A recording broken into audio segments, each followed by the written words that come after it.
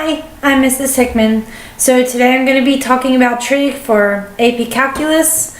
So let's get started.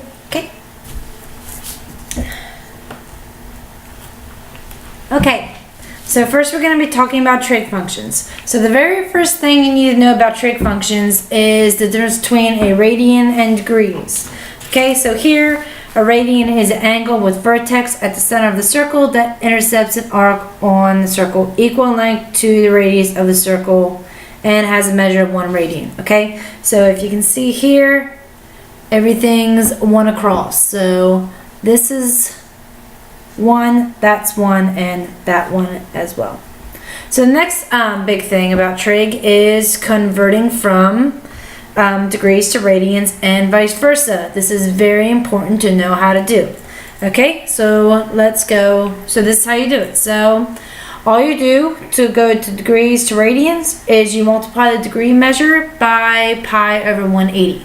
Okay, usually with these they're going to be a reduced fraction. So let's go ahead and do this. Okay, so we're going to do 130 times pi over 180. Okay, so if you see this really fast, you can see that that's going to be 130 pi over 180. Okay, at this point it's a radian, but we need to reduce this, so all we do is divide by 10. So your radian degree is going to be 13 pi over 18. Okay, so when we go from radians to degrees, it's just the opposite of degrees to radians, so it's just a reciprocal here. So the pi's are going to cancel out here. So if I'm multiplying by 180 over pi, okay, these pi's are going to cancel out, okay, and you can keep cross canceling, so that's what's 2.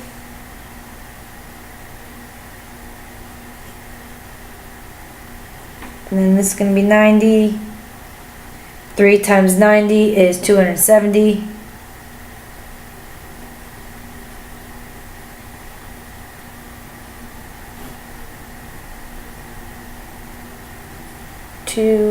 And 270 divided by 2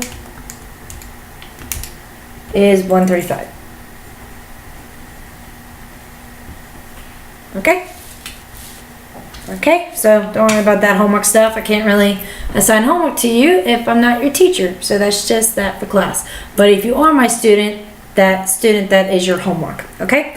Next thing you need to know is arc length. So S is the arc length. Also, what you need to know is arc length equals radius times central angle. Or more succinctly, S equals r theta, where the angle theta must be measured in radians. So that's the key term right there. So let's find the length of an arc that's subtended, another fancy word for intercepted, on a circle of radius 4 by a central angle of 2 pi over 3. Okay, so we're looking for the length, so that's S. So S is the length. Okay, the radius is 4 and the angle is theta.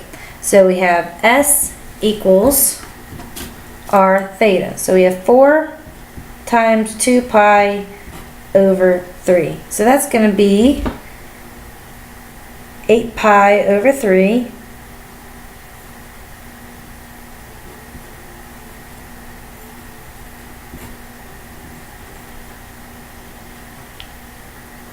Okay, so S equals 8 pi over 3. Or in decimal, 8 times pi divided by 3, which is 8.37. Okay.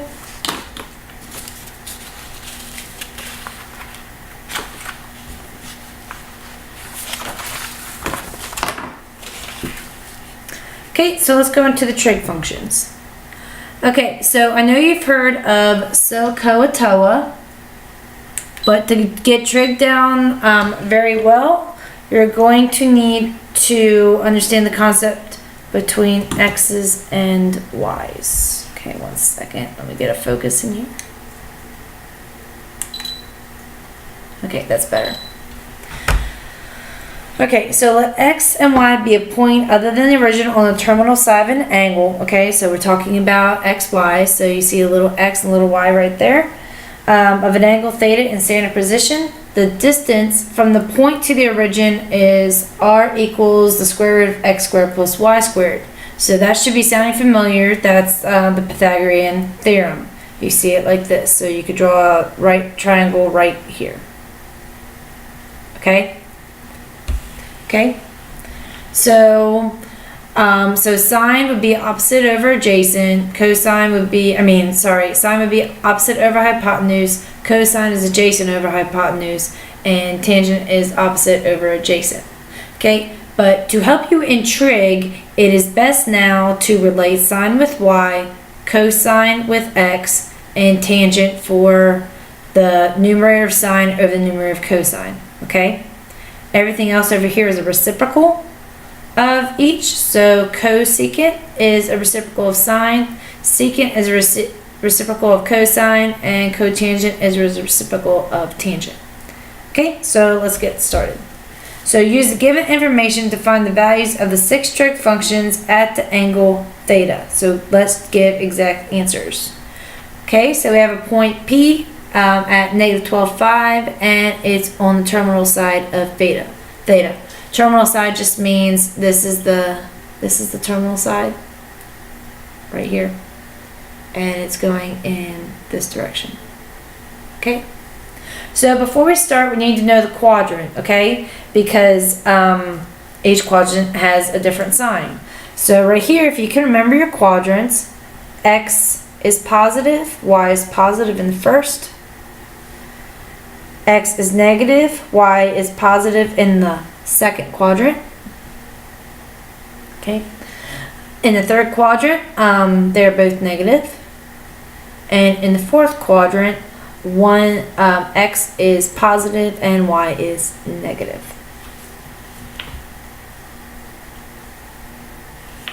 So when we look at our point, we are negative and positive. So we are going to be in the second quadrant.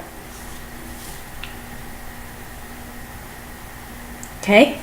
So any trig function that is dealing with x will be negative. Okay? So right now we have x and y. Okay? So x equals -12, y equals 5. Okay? So we need to find r. So r is going to be the square root of -12 squared plus 5 squared.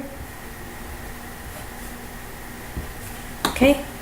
So that's going to be 144 plus 25, and that's going to be square root of 169, which gives us a nice even 13. Okay? So I usually start with sine just as a good rule of thumb. So sine of theta. Okay? So sine is a y, so this is going to be positive in the second quadrant. So sine is going to be 5 over 13. Cosine is going to be -12 over 13. Okay? And a good rule of thumb to use here for trig, it will definitely help you with the unit circle as well, which we will get to, is going to be the numerator of sine over the numerator of cosine.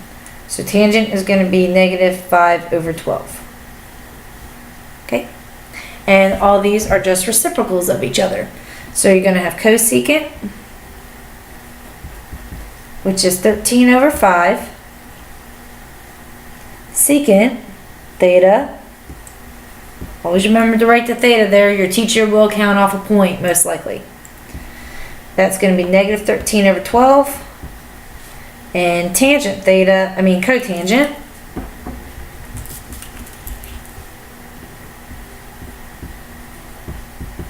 is -12 over 5. Okay, that's done. That's 6 trigonometric functions that we need. Okay, so now we have letter B. Okay, so this kind of looks scary to some of you, I know, but it's okay. So if you remember, the -1 just means like a division sign. Okay, so if we look over here, if we did x to -1, that's the same thing as 1 over x. Okay, so this pretty much just looks like 1 over, it looks scary, but honestly all you're doing is just bringing the cosine over here. So you're going to have cosine theta equals -3 over 4. Okay? So if you were to bring this over here, okay, you're kind of dividing cosine, but you're not. That's how the inverse gets there. So it's just how I figured that one out. Okay? So we look here, so we have x over r right here. Okay, so x is -3, r is 4, r is never negative. Okay, so we have x, r, we need y. Okay, so we're going to have y, so Pythagorean theorem, so y is going to be r squared minus x squared, which is going to be 4 squared minus -3 squared. So 16 minus 9 is square root of 7.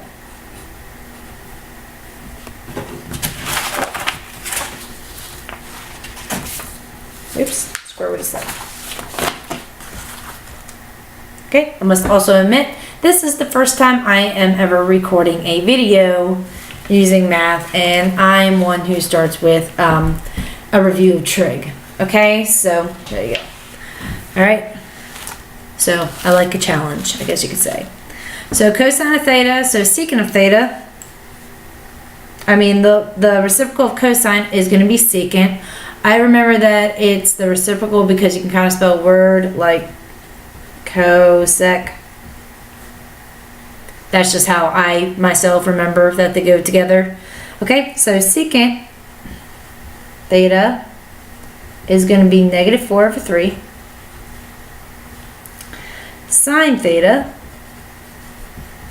is y over r, y square root of 7 if you can remember the Pythagorean theorem we did. So square root of 7 over 4. Okay, tangent. Okay, remember again, sine is tangent is a numerator of sine over the numerator of cosine. Okay, so that's going to be square root of 7 over -3.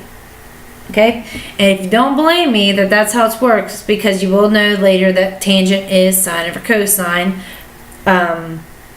let me show you what happens. Okay, so let's say we have square root of 7 over 4 divided by -3 over 4. Okay, so that's going to be square root of 7 over 4 divided by -3 over 4. Okay, so when you're dividing fractions, you multiply and flip.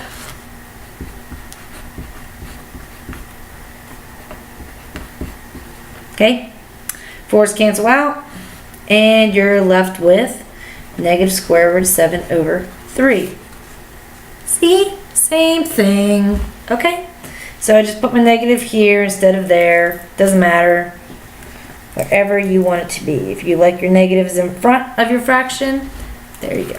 Okay, just make sure you can't see that negative right there. You don't want to get points taken off. Okay, so the reciprocal of sine is cosecant.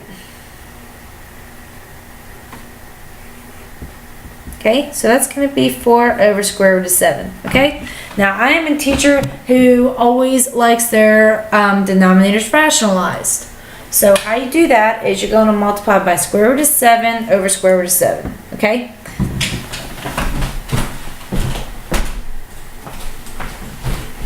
Okay, let me get a different color pen for you.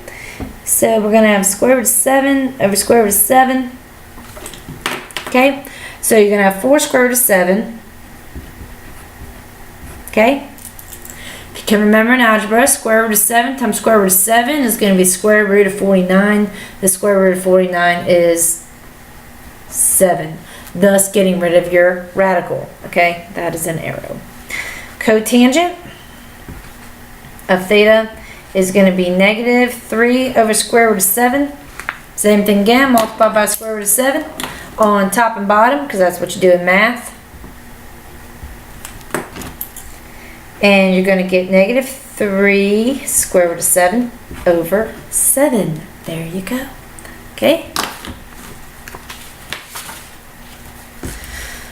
Okay, so we already did our quadrant review. Remember, this is quadrant 1, 2, 3, 4. Okay? So quadrants, positive, negative values, sine, cosine, tangent, and positive values. Okay? So this is going to be, so if we're looking at cosine, sine, and tangent. Okay? This is kind of how I do my unit circle. Okay? Later on you'll see it's going to be x, y, and then tangent. Okay? So you're going to have plus, plus. Tangent is sine over cosine, so that's going to be a plus. Okay? Then you have negative plus. Sine over cosine is negative. And then you have negative, negative. Negative over negative is a positive. And then you have here positive, negative, and that's going to be a negative. Okay? Okay.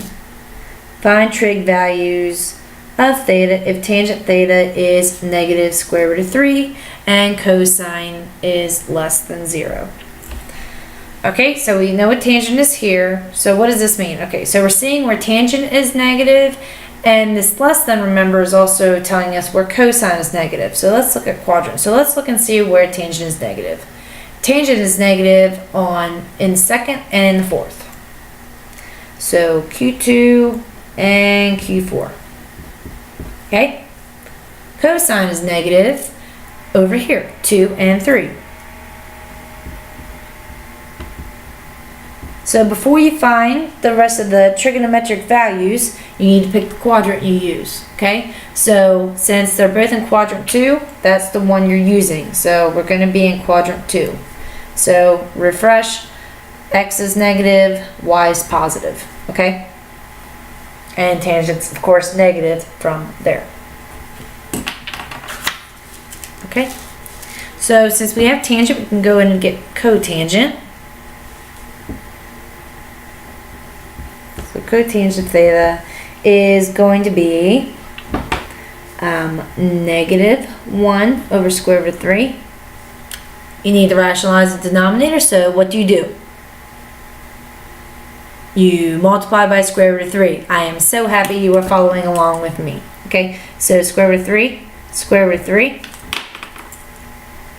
So you're going to have negative square root of 3 over 3 is cotangent. Sine of theta. Well, whoops, what did I forget to do? That's right, you did it. I forgot the Pythagorean theorem over here. Okay, so let's go back. So tangent theta is negative square root of 3 over 1. It's right, I'm human. These are mistakes you may make. Learn from my mistakes. As I have learned, mistakes are always opportunities for learning. Okay?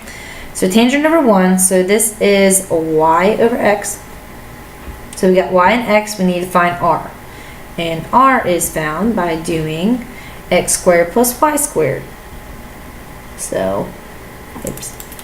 We'll do it in order. It doesn't matter the order. Remember, adding is commutative.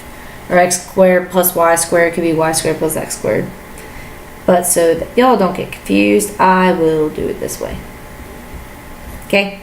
So you're going to have 1 plus 3. Square root of 3 squared, that square undoes 3, so you're going to have 4, which is 2. That's r. Okay, so back here.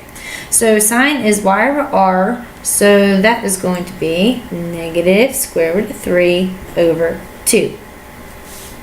Cosine is going to be x over r, so always relate x cosine with x and sine with y, and tangent with numerator of sine over numerator of cosine, okay? So cosine is going to be 1, and we're quadrant 2. Remember, we are in quadrant 2. Ooh, so that means this is positive because y is positive in the second quadrant, okay? So cosine, focus this a little bit. So cosine is going to be -1/2. Okay? Now, if you've already done the unit circle, these values should be looking familiar to you. Okay? Cosecant is 2 over square root of 3. Rationalize that denominator by multiplying by square root of 3. Square root of 3. And that gives you 2 square root of 3 over 3. Okay?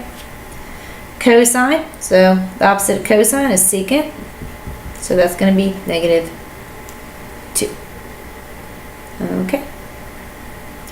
Fundamental identities, super important to learn, but in calculus, you really need to know these, okay? So these are the reciprocal identities, hence they're all the reciprocal of each other, okay? There's also reciprocal right here. This is a quotient identity, that is a quotient identity. It's also good to be familiar with the Pythagorean, although most of the time you're going to see this. And I know maybe other calculus courses you may be seeing these, you will be seeing this. Okay, so just remember anything with a y in it is going to be odd, so they're going to turn out to be negative. So sine negative x is negative sine x. The even ones are anything with x, so that's why they turn out positive. Even is reflective over the y-axis, so since you're just reflecting over the y-axis, your y's are positive. Okay. All right. And double angle identities are also important. They are not on here, but also know them. They'll pop up every now and then. Okay, so here is some identities. So we're going to be matching the left column with the right column. Okay? So my rule of thumb is always put everything in terms of sine and cosine. If you see a cosecant or a secant anywhere, if it's not a square, you're going to use a reciprocal identity. Now, if you see a squaring term, you can use a reciprocal identity, but you might want to take a look at your Pythagorean identities to try to shortcut. Okay? So let's do number 1. So we have negative tangent x cosine x. Okay? So I'm going to make tangent into a quotient identity.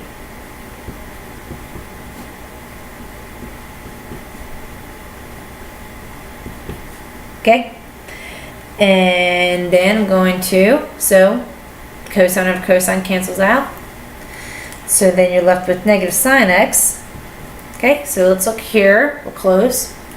So remember, this is an even odd identity. So negative sine x is equivalent to sine of negative x. Okay? 2. Secant squared x minus 1. So I see a square, so I'm going to look at my Pythagorean identities. And do remember also, you can move these things algebraically around. Like, for instance, cosine squared could also be 1 minus sine squared. Okay, so like you're isolating cosine squared, you would get 1 minus sine squared. Equivalently, sine squared would also be 1 minus cosine squared. Okay, so this is the one we're looking at. So we have here secant squared x minus 1. Okay, so that identity is tangent squared theta. So we have tangent squared theta, doesn't matter, x or theta, you can use it, plus 1 equals secant squared x. Now, if you can see that's going to be secant squared x minus 1, then you're good, and it will be. So if you would isolate tangent, you're going to get tangent squared theta equals secant squared x minus 1. Okay? Now, if it was 1 minus secant squared, you might want to take out a negative or something. You could also do this with a reciprocal identity. If you do it with a reciprocal identity, it's going to be 1 over cosine squared x minus 1, and then you're going to combine fractions where your least common multiple will be cosine squared x over cosine squared x. Okay, so secant squared x minus 1 is tangent squared x. Okay, looking up at my, I don't have tangent squared x up here, but I do have a quotient identity. So tangent squared x is sine squared x over cosine squared x. Okay. 3.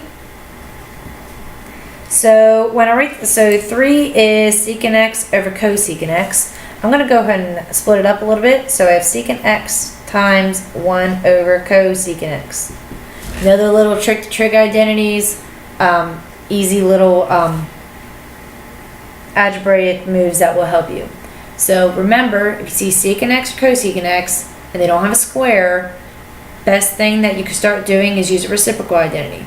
So secant x is the opposite of cosine, so that's going to be 1 over cosine. And 1 over secant is sine x. Okay? So then we have sine x over cosine x, which is tangent x.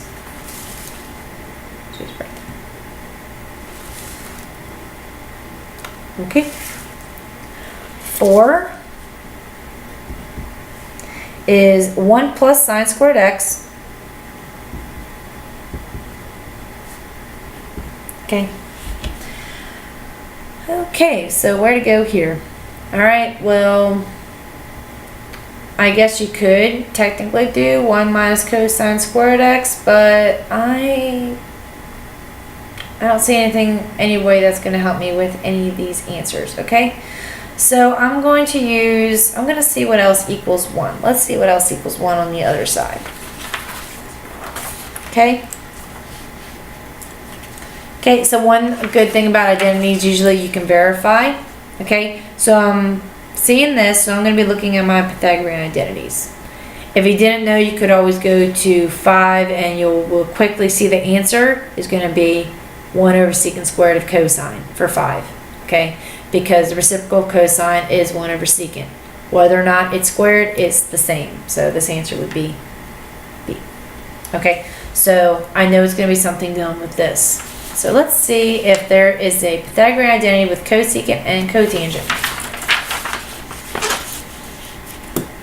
Okay, and there is. Okay, so let's manipulate that algebraically. Subtract cotangent squared x from both sides. So you're going to get 1 equals cosecant squared of theta minus cotangent squared of theta. Okay, so we're going to write that down in the other spot where 1 was. Okay, so that's going to be cosecant squared theta minus cotangent squared theta. Oops. Watch your variables. I'm not using thetas, I'm using x's. X. Okay, plus sine squared x. And there you go. Voila. Okay. Okay, so this is going to conclude this video. I'm going to do another video on unit circle. Okay, so I hope you enjoy.